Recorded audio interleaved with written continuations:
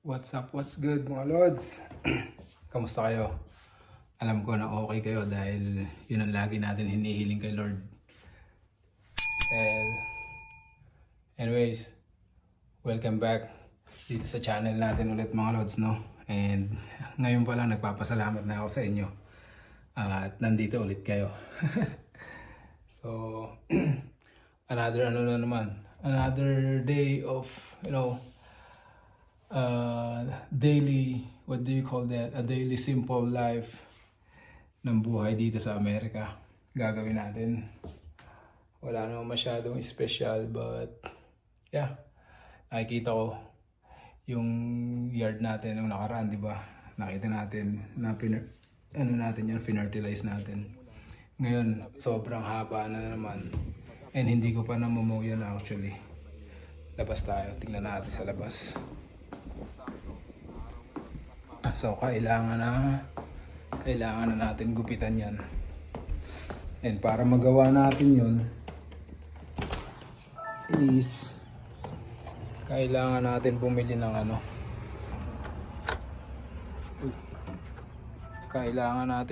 ng gasolina para dun sa lawnmower natin.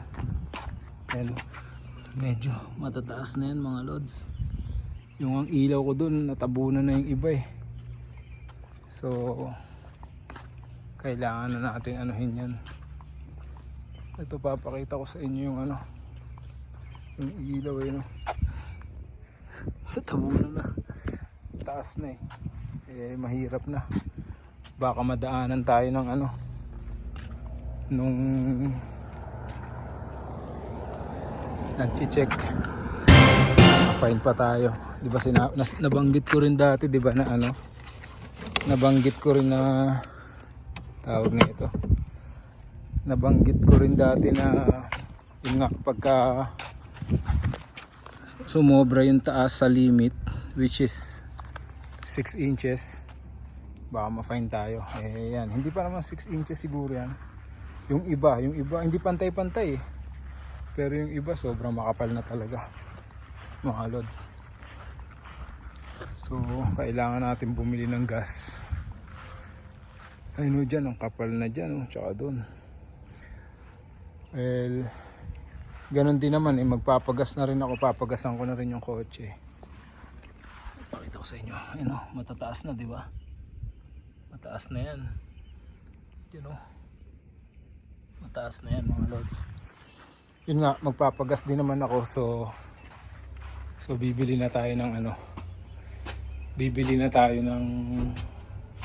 gasolina para dun sa lawnmower natin. Upo muna ako dito. Yun nga, napapansin nyo, naka-uniform pa ako, no? Kadarating ko lang din galing trabaho. Now is 11:15. Yun, nakita nyo kanina, di ba? Pagdating ko galing trabaho, higop lang ng kape ang pahinga. Trabahong bahay naman ulit. Well, nakita ko may nakatambak na hugasan doon. Hindi na siguro nahugasan ni ate kanina nung nag-breakfast sila. Tsaka yung mga kagabing kinain pa nila. Kumain sila kagabi magkapatid. Plus yung kaninang nag-breakfast sila. Tapos may pasok din siya sa part-time niya. Sumabay na siya kay la mami paghatid kay Rashard. Dumating din si mami si Mrs. mga 8 o'clock eh. So dumiretso na sila ng school ni Rashard.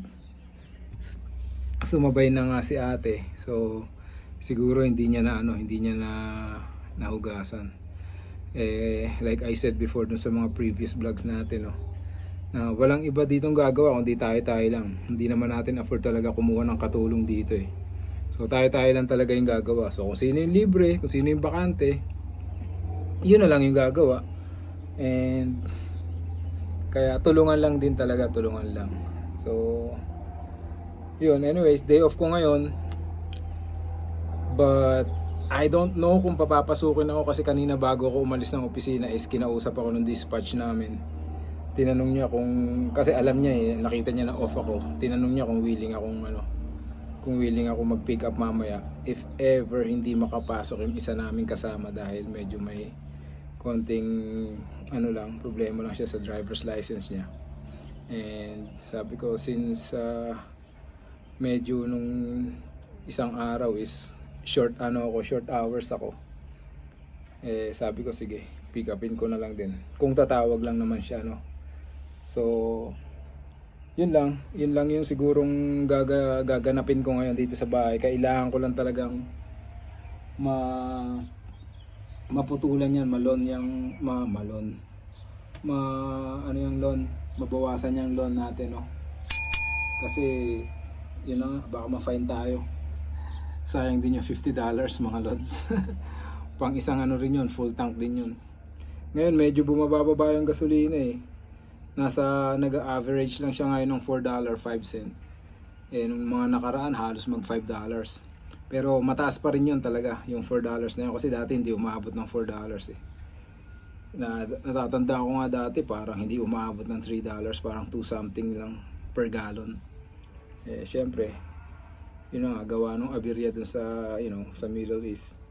Nagkakaroon talaga ng price hike or price increase yung petrol natin, no. So anyway, yun, siguro aalis na rin ako, pero magbibihis muna ako, hindi ako pupunta doon na naka-uniform, no. Magbibihis lang muna ako saglit, and tapos yun, pumunta na ako doon sa gasolinahan. Tara mga lods, alis muna tayo. Para makabalik din tayo agad.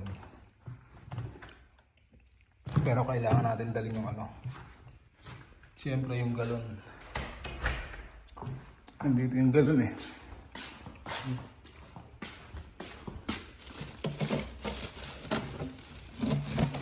Kailangan natin dalhin to. Diyan ka muna. Dito ka muna sa spreader. Ito yung pala natin mga lods eh. Yung lawn mower natin. Hindi ko pa na-unbox yan eh. Aaralin ko pa rin yan kung paano operation yun. Ngayon lang ako gagamit yan. And ano ba ito? Ayun. Lagay ko muna dito sa likod. Palit lang ako ng t-shirt tsaka nag-short na lang ako. And then diretso na tayo. Oh, ang dilim ah. Ako lang madilim mga lods. Yun, maliwanag mo pala eh. Dito naman pala ako eh. Doon lang madilim sa part na yun. Huwag kayong judgmental.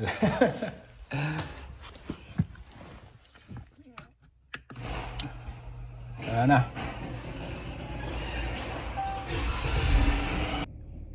And tayo ulit.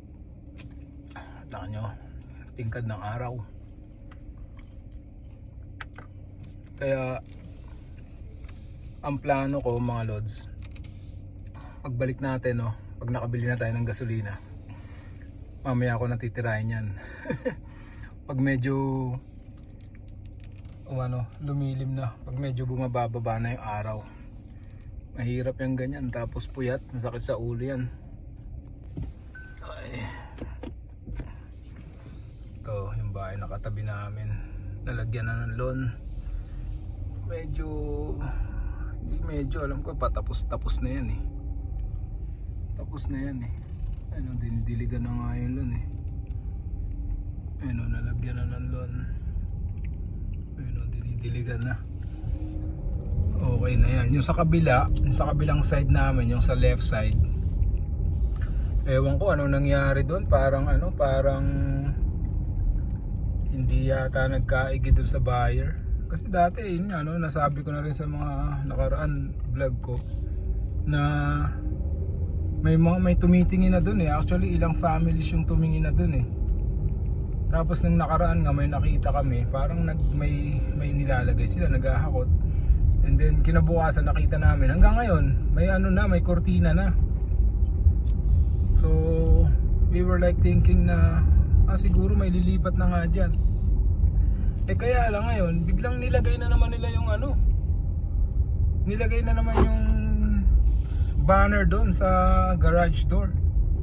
Na yun nga, parang for sale or ready for quick transfer, parang ganun. Ewan ko. Eh, siguro siguro nga hindi nagkaig yung yung dating bibili nun or what, I don't know. And may kami dyan, pande mga lods. Yan, nagfi-fishing si Rashard minsan eh. Kabilaan yan eh. Nagfi-fishing si Rashard. Diba, nabanggit ko nga sa inyo minsan tayo dito, magwo-walking flag tayo dito sa neighborhood. Papasyal tayo dyan. Pero hindi ba ngayon? Ganda pag medyo ang tawag nito, maaga, umaga or medyo hapon. Pagka ganitong tanghaling tapat, lods, mainit mga lods, no? Baka mainita kayo. Kayo lang inaalala ko naman eh. Dami pumapasok ng mga truck kasi ang daming ginagawa eh. Doon sa kabilang side namin, daming ginagawang constructions. Ilang properties yung ginagawa doon. Dami. Pupunuin na yata talaga nila to ng kasi dami pa rin bakanting lote eh, doon banda sa likod. Marami pa rin mga bakanting lote doon. Ngayon dami nang tinatayo, sabay-sabay nag-usbungan yung mga property na doon na ginagawa. Lapit na tayo sa gate. Ayun lang yung gate, yung main gate.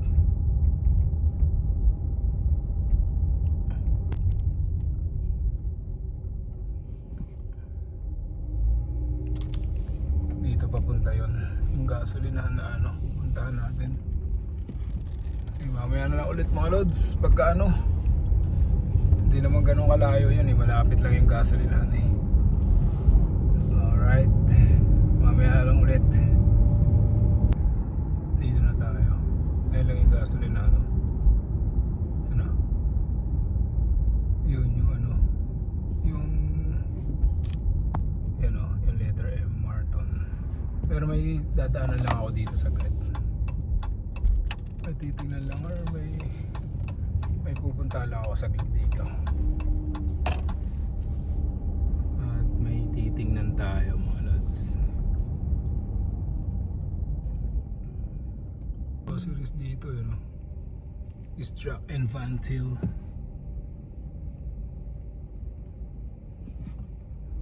Asa yun? Wait lang. Sige, mamaya na lang ulit mga lods at may hinahanap ako eh. Diyan lang yung sa mga yan eh. Sikat ng araw. Nagpark. Pinark ko lang muna dyan. Lakad tayo dito mga lods. Hinahanap ko yung Dollar Tree pero mukhang wala. Pero ang dami ring isa pa hindi pa rin ako dito nakakapag-ikot-ikot. Andun yung may Strax dun eh. Yan parang grocery din. Tapos may McDonald's din dito malapit. Yun, may Dunkin din dun May Dunkin din. And then doon may Walgreens doon sa kabilang kanto. May Walgreens. Mas maraming gasolinahan dito. May Speedway. Ayan, Speedway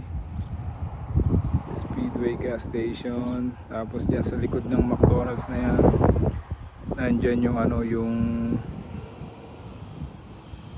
what do you call that, ang gasolinahan. Yung gasolinahan din yan eh. Family Express. And then sa bibilan ko sa Marathon, opposite side ng Family Express, kabilang kalye. And ikot lang tayo saglit dito sa mga establishments dito. Wala ang problema ko. Walang walkway. Sa kalsada ako naglalakad. So, lakas ng hangin, tsaka yun nga, mainit yun yung araw mga lods pero malamig. I mean, mainit yung pag tinamaan ka ng araw, mainit, pero yung simoy ng hangin is malamig, sobrang lamig. Parang ilan ba ngayon? Kanina nasa 13 umaga eh, 13 Celsius degrees, 13. Ngayon siguro mga nasa 17 to. Men's dito. Mga kainan. Oh, may Mexican restaurant and bar pala dyan eh. You know, Carreta. Saan yung mga ano dito, mga establishments. Sugar Nails, Barjas Restaurant. Oh, meron din ano doon sa kabila, may CVS din. Ano yun? Pharmacy. Oh, meron din dito ang Sugar Nails. So mahilig magpakuko si Kagisha eh. Pati mami niya nadadamay na rin eh. So yun nga, confirm walang $3 dito. Yun lang yung wala, kung ano yung mura eh. Kasi usually doon kami bumibili ng mga ano tayo sa $3. Yung mga bibili tayo ng tipo lang sausaw, yung mga condiments, mura kasi doon. And anything na ano, doon muna kami mag-check bago kami bumili sa mga ano, sa Walmart or sa mga ibang groceries. Doon muna talaga kami pumupunta sa $3. Kasi nga mas nakakatipid doon eh. Parang ang average average price nila doon is $1.25. So mura pa rin compare sa mga ibang ano, sa mga ibang tindahan. But unfortunately wala tayo dito. Wala ditong malapit. So doon yung may bangko din doon, may Centier Bank. And nandito tayo ngayon sa Strucks and Vantil. Ayan o.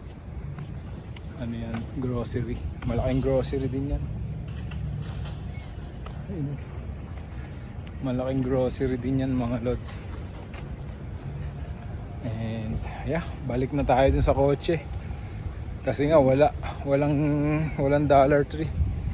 So bibili na siguro tayo ng ano, ng gasolina. Dumalang ako dito kasi nga para hindi na ako tatawid ulit mamaya. So pupunta na tayo dun sa gas station para makabili tayo ng gas. Pero yung ano, like I said, hindi ko pa anuhin yun. Hindi ko pa muna bibirahin yung ano na yun, yung grass. Baka mamaya na. Susunduin ko pa rin si Rashard mamaya eh. And anong oras na, hindi pa ako nakakatulog. Tara, punta na tayo sa gasolinahan mga lods. Araw talaga. Ayun, naka-short na lang tayo mga lods. Wow! Short na lang tayo. Kaya na yung lamig. Lalo na pagka ganitong masikat yung araw. Kahit malamig yung ihip ng hangin, naglalaban na yung ano, yung init ng araw tsaka yung lamig ng hangin. So kaya na yun. Wag lang talaga uulan.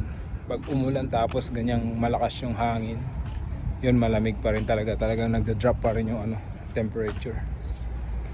Alright mga lods, tayo nakapark.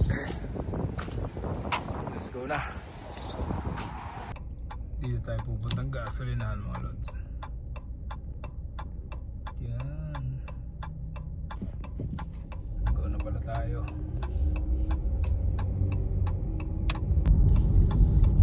Pabalik na tayo ulit mga lods.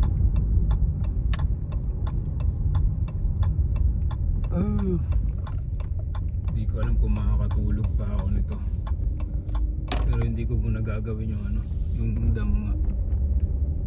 Baka mamayang hapon na or bukas.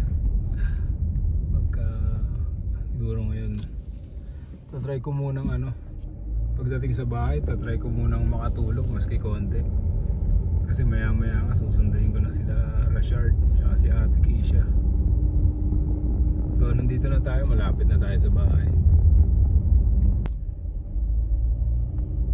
Tumatawid pa pamilya.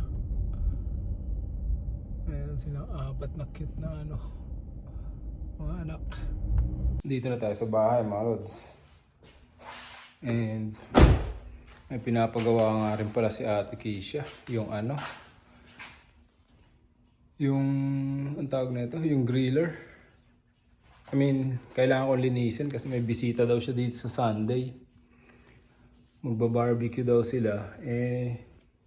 Madumi, medyo madumi yun eh. Nung last na ginamit namin yun, hindi ko pa nalinis. Pero mamaya ako nalilinisan kasi nga mainit mga lods. Sakit sa balat.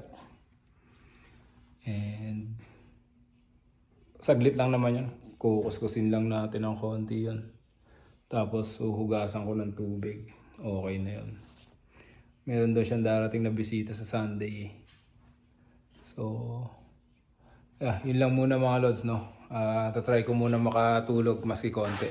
Para mamaya pag sundo ko kay Rashad, energy tayo. And baka, yun nga, di ba sabi ko, baka papasukin tayo mamaya. So, see you later. 2 hours later. Ito yung ano. Hindi ko pa ito nabubuksan. I-unbox na rin natin mga lods. Tutulungan tayo ni Rashard. Remove all those stuff on top of that. Siya daw magbubukas. Careful Shard ah. Shard, you don't have to put it that long. The blade. Be careful. Yan, tinutulungan tayo ni Rashard mag-unbox. God bless you. Oh, open it from there. I will remove it. Oh, here. Hold this first. I'm thirsty.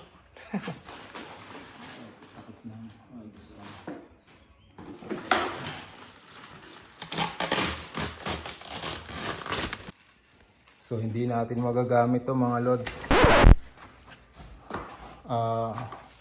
Damage. Ito, bali-bali yung mga nasa, yung mga pang ilalim na gulong. Look, you know. No! Laylay yung ano. Bali yung sa ilalim, yung pinakakabitan ng gulong. Basag-basag. Ayan o. Hindi siya nakakonekta. Ayan o, nakalaylay. Ang mali ko lang, hindi ko binuksan agad. Matagal na to nandyan eh. Hindi ko lang alam kung mare-return pa to. Pero dito naman wala namang problema sa ganyan pagdating sa mga return. And yeah, tingnan natin kung ano magagawa natin, kung i-replace ba nila to or what. Pero hindi magagamit to. Oh man, buti hindi ko pa nilalagyan ng gasolina. Tsaka kailangan pa rin ng oil yan eh. Wala pa rin pala akong oil. Epic fail. Ang problema natin is makapal na yung damo. So siguro ang gagawin namin is magpapaano na lang kami. Magpapa-service na lang ulit kami nito ng lawn. Mukhang may lilipat na doon sa kabila. May nagtitingin na. Sila siguro yung may-ari. Kakaroon na ng kalaro si Rashad, parang may mga bata. Anyways.